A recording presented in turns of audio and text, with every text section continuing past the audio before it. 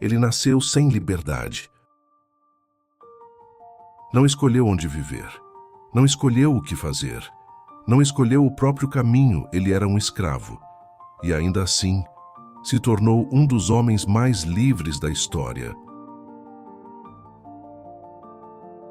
Epicteto não deixou riquezas, não construiu impérios, não comandou multidões. Ele construiu algo mais raro, algo que não pode ser tirado, comprado ou imposto, domínio sobre a própria mente. Em um mundo onde liberdade sempre foi associada a poder externo, ele apresentou uma ideia radical. A verdadeira liberdade não depende do que acontece fora, mas da forma como você responde ao que acontece. Essa ideia atravessou séculos, sobreviveu a guerras, impérios, mudanças culturais e continua sendo uma das ferramentas mais poderosas para qualquer pessoa que deseja viver com clareza. Porque se um homem, sem controle sobre o próprio corpo, sem poder, sem escolha, conseguiu ser livre, então a limitação pode não estar no mundo, mas na forma como você o interpreta. Epicteto viveu sob controle absoluto. Seu corpo pertencia a outro homem. Suas ações eram determinadas, sua liberdade inexistente.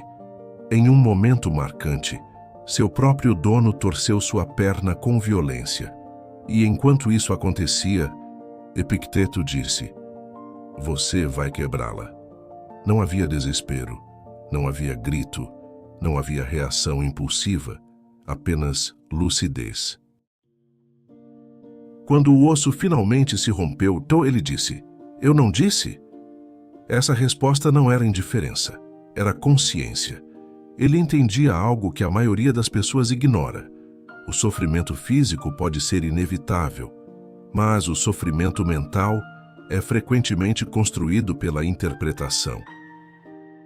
Isso não significa ausência de dor. Significa presença de controle interno, mesmo diante do caos. A base do pensamento de Epicteto é direta. Algumas coisas estão sob seu controle, outras não estão.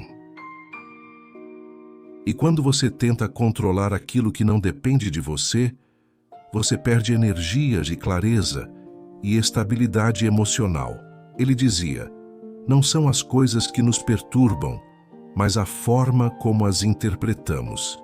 Isso muda tudo, porque desloca o problema do mundo para dentro da mente. O evento acontece, mas a reação é construída. E essa construção pode ser treinada. Cada pensamento, cada julgamento, cada emoção passa por um processo interno. E quanto mais consciente esse processo, mais livre se torna a sua resposta."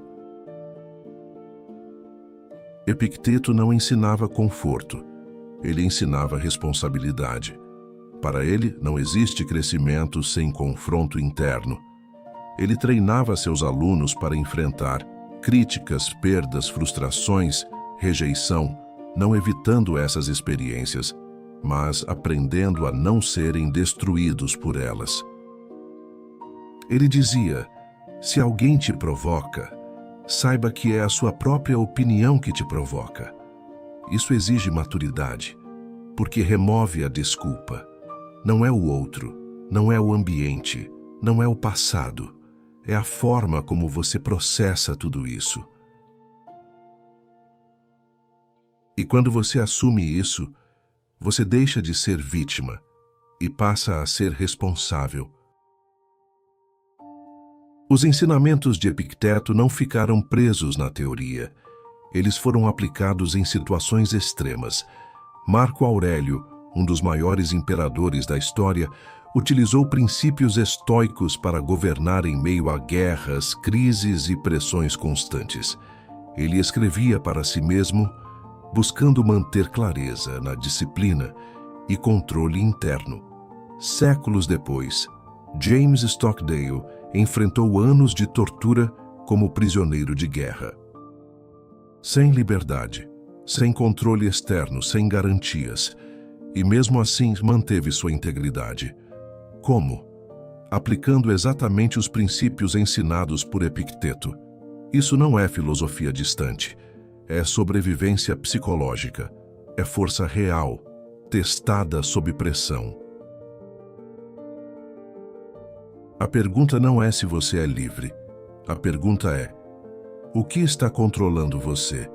Emoções impulsivas, pensamentos repetitivos, opiniões externas, medos não questionados. Epicteto ensinava que liberdade começa quando você para de depender do que não controla. Isso significa aceitar o que não pode mudar, agir com precisão no que pode e desenvolver estabilidade emocional. Isso exige prática.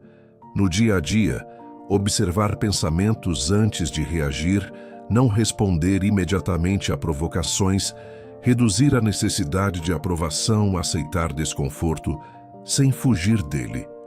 Pequenas ações, repetidas com consistência, constroem força interna.